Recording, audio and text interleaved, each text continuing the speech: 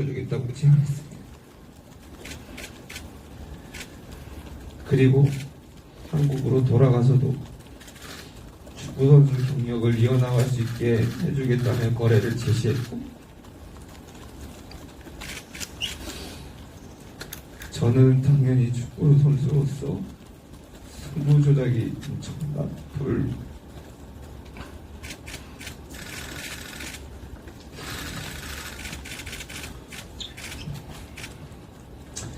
엄청난 불명예라고 생각해왔고, K리그 당시에도 승부 조작 등 그런 교육들을 잘 받았기에 승부 조작은 치명적이라는 것도 알고 있었습니다. 그렇기 때문에 처음 판사가 제안을 했을 때 인정을 할 수 없다고, 이건 승부 조작이 아니라 인간의 금붕수수혐이다, 그러니 나가서 축구선수로서 생활을 이어가는데 전혀 문제가 없다라고 말했습니다. 그때 당시 제 생각으로는 제가 한 경기를 이겼을 때 승리 보너스가 16만 위안이었는데 제 상식으로는 어느 누구도 승리 보너스를 16만 위안을 받는 선수가 고작 20만 위안을 벌기 위해 승부 조작을 할 것이라고 생각 안 하겠지라고 생각했습니다.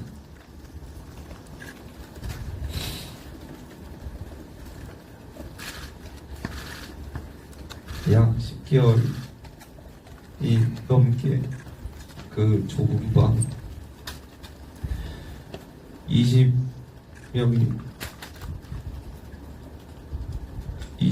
넘는 고된 환경에서도 혼자 한국인으로서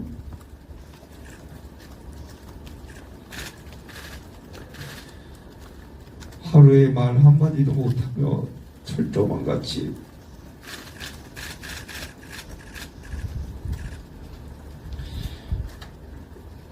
창문을 바라보며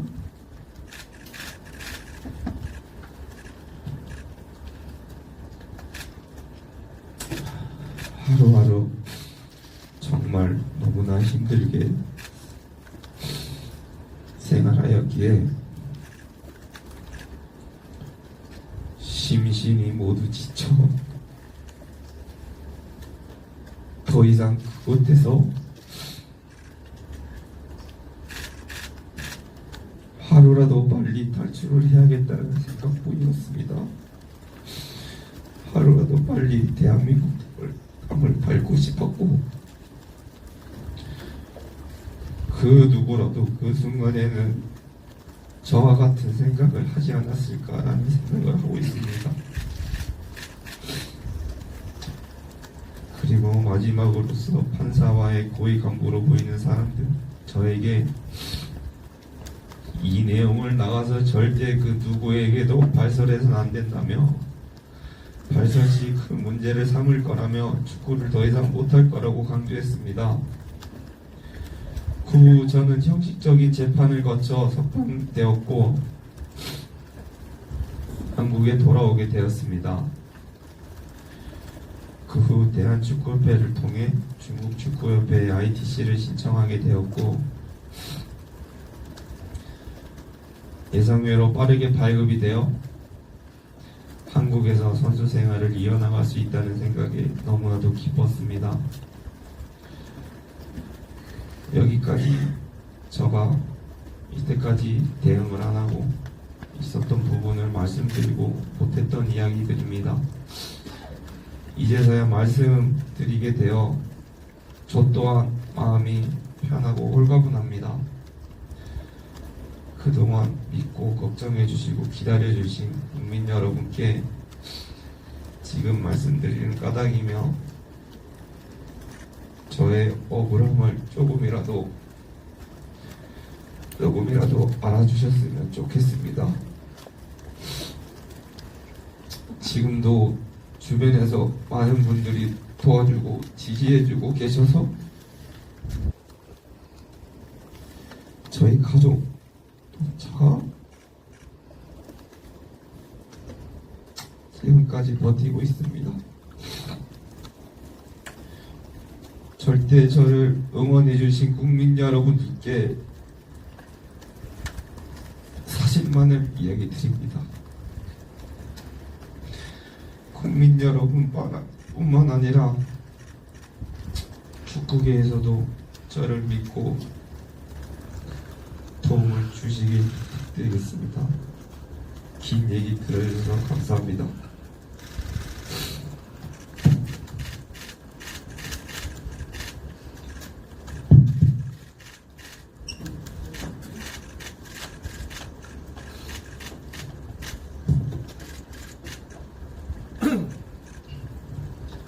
안녕하세요. 저는 손준호 선수. 여러 명의 선수들이 이름이 올라왔고 그 여러 명 선수들의 가담한 그런 게 올라왔기 때문에 단지 저가 뭐 불법 배팅, 승부 조작, 뭐 뇌물수수 혐의 그거를 다 했다고는 그렇게는 안 올라와 있는 것 같아서요.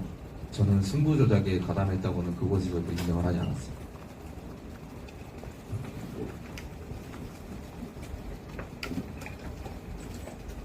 금품 수수라는 혐의가 단순히 돈이 오갔다고 해서 금품 수수 혐의는 아닐 것 같은데 뭔가 대가가 있어야 금품 수수 혐의가 인정됐을 것 같은데 뭐 공안에서는 이 금품에 대한 대가를 뭐라고 뭐 강요를 했든지 자백을 강요했든지 처음에 공안에서는 이 돈이 뭐 뇌물수수 혐의지만 그 친구에게 받은 그 돈이 뭐 처음 당시에는 이제 그런 쪽으로 저를 조사를 했고 처음에는 그렇게 혐의를 받았는데 이제 그 후에는 저는 절대 불법적인 돈도 아니고 뭐 경기를 조작을 해서 받은 돈이 아니라고 자백을 했고 그 부분에 대해서는 판사 쪽에서 얘기할 때도 저의 말을 들어줬습니다. 그러면은 뇌물수수에 대해서 어떤 대가로 뇌물수수, 금품수수를 인정을 하신 건가요?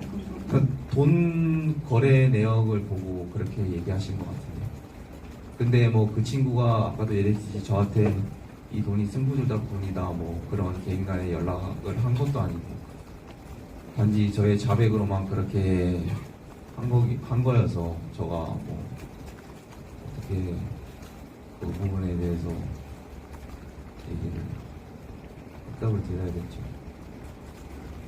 그러면 승부조작도 계속 중간에 언급이 됐던 것 같은데 그럼 승부조작이라는 건 그 대상이 되는 경기가 있어야 되는 거잖아요. 네. 그런 거에 대해서는 중국 공안이 어떤 식으로 뭐 승부조작의 대상된 경기를 어떻게 제시를 했는지 궁금합니다.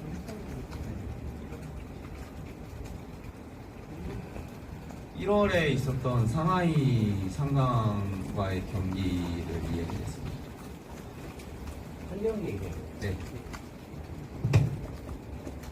거기서 손준호 선수가 어떤 식으로 승부조작에 가담했다고 어떤 식으로 승부 조작에 가담했다고는 안 했고 그냥 거기에서는 뭐 승부 조작에 가담했다고 했다 이렇게 했습니다. 그래서 저는 그냥 솔직하게 이렇게 얘기하면은 수비형 미드필드에서 승부 조작을 하면은 뭐 퇴장, 뭐 경고, 그다음 뭐 페널티킥, 그다음 뭐 패스 미스로 인해서 우리 팀이 뭐 실점을 하거나 그런 게 승부 조작 아니에요. 저는 그렇게 생각하거든요. 수비형 미드필드에서 할 수 있는 건 저가 골을 넣을 수 있는 위치도 아니고.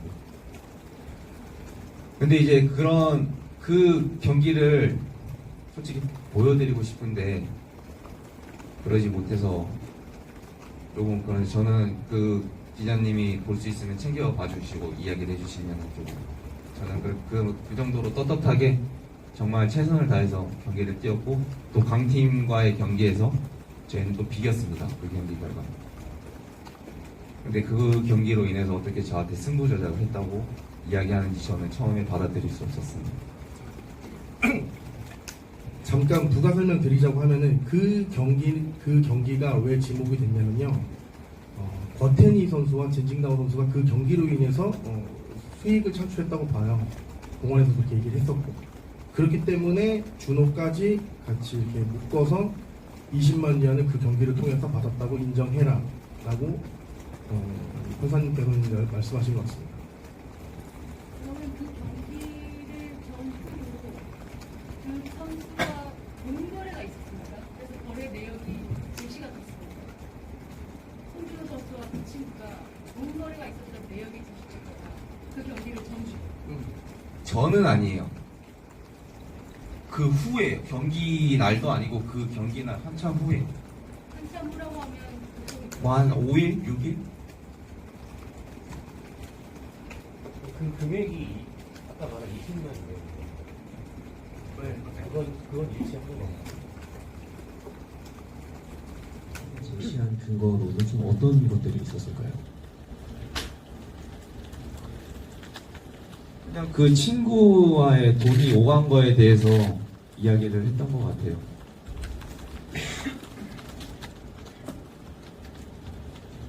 그러니까 그 돈이 오고 간 내역을 보여주면서 이게 승부 조작을 대가로 주는 돈이 맞지 않느냐 이런 식으로. 네. 근데 저가 이제 거기에 덧붙여서 얘기하면 뭐 저가 그 친구와 뭐 예를 들어 위챗으로 뭐 경기 전에 또는 뭐 어떤 그런 문서 같은 내용, 뭐 연락한 내용 그런 내용이 공안 경찰에서는 단 하나도 없었고요. 정말 저의 자백밖에 증거라고는 없었습니다. 그거는 정말 사실대로 얘기하는 거고 또 사실입니다.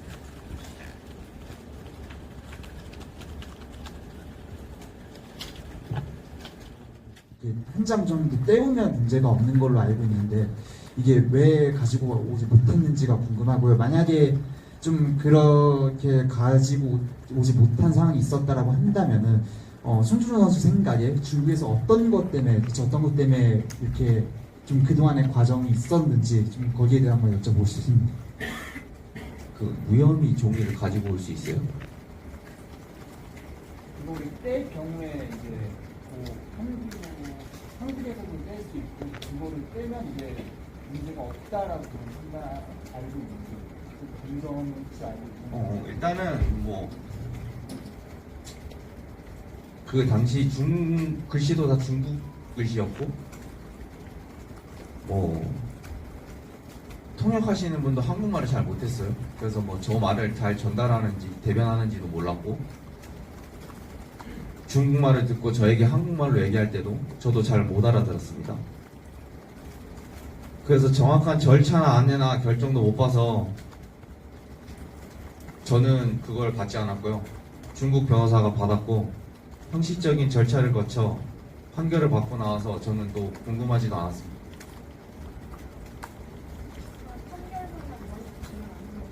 네, 저는 없습니다.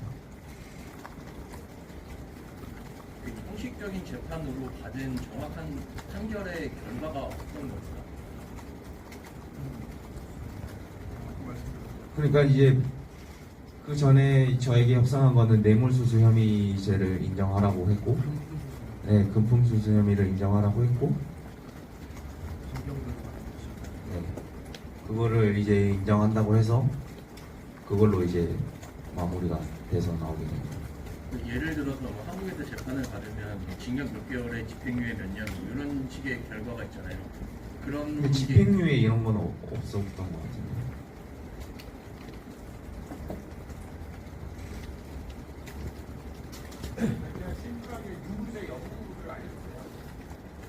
네, 그 금품수수 혐의를 받았습니다.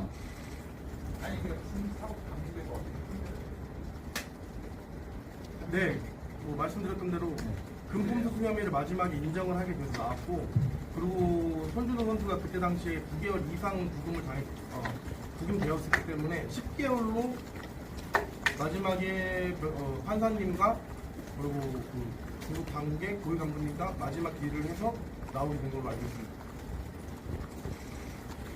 그러니까 기자님들께서 알고 싶어하는 이제 유죄냐 무죄냐를 따지자고 하면 유죄가 맞고요. 그리고 그 유죄에 대한 해당되는 부분은 20만 이하에 대한 금품수수 혐의로 알고 있습니다.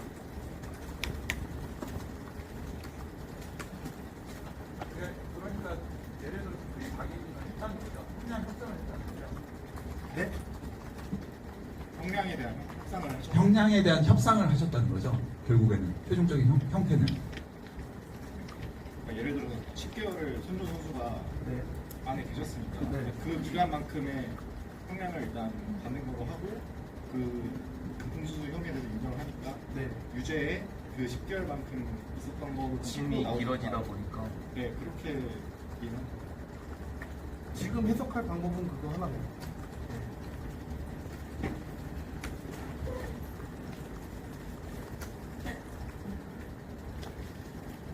이 상황에서 손주는 유죄 10개월형 이거는 조금 어폐가 있다고 생각합니다.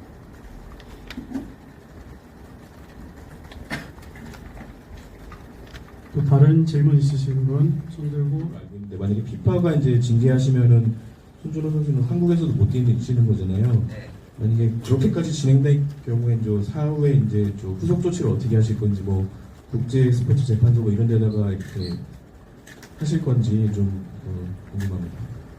이건 제가 대신 답변 드리겠습니다. 일단 1차적으로 중국 축구협회에서 이것을 증명을 하려고 하면은 세부적인 증거가 필요하다고 생각이 들어요. 뭐 예를 들어서 해당 경기, 뭐 선동과 상해 이런 식으로 경기를 하나 지목을 한 다음에 손준호 선수가 부정행위를 했다는 것을 그 중국 축구협회에서 증명을 해야 됩니다. 그렇기 때문에 제 생각에는 그 증거가 없기 때문에 피파에서도 아마 중국 축구협회에 손을 들어주지는 않을 거라고 생각 들고요. 만약에 피파에서 뭐 중국 축구협회에다가 손을 들어준다고 한다면은 저희도 변호사를 선임을 하고 나서 추후에 대응을 할 생각은 있습니다.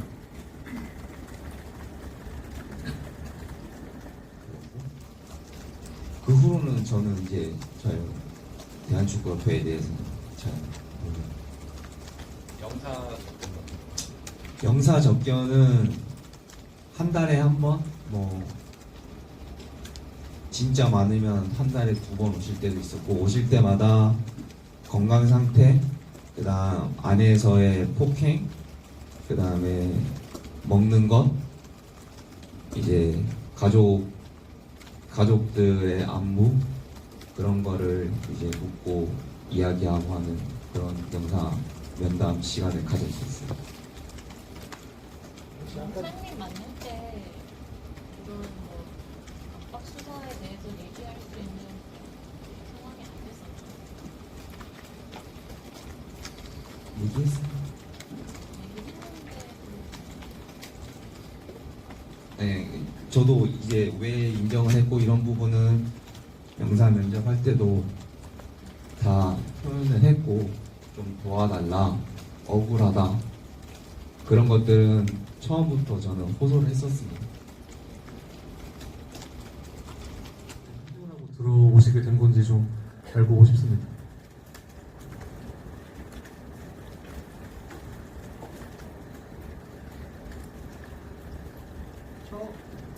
처음에 이제 손준호 선수가 석방이 됐을 때 1차적으로는 전북이랑 협상이 있었고요. 실질적으로 전북이랑 협상이 거의 마무리되는 단계였는데 그때 당시에 이제 전북에서 제시한 계약 문구가 하나 있었습니다.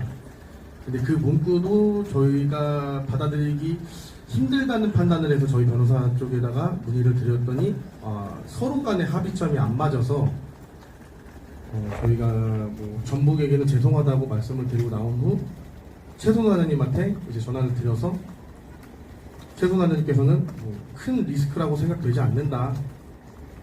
손준호 선수 최순호 단장님 말을 빌리자고 하면은 준호 같은 선수는 대한민국 축구회계에서 도와줘야지. 그러니까 내가 품어야겠다. 그러니까 데리고 와도 된다라고 말씀하셔서 빠르게 진행이 됐습니다.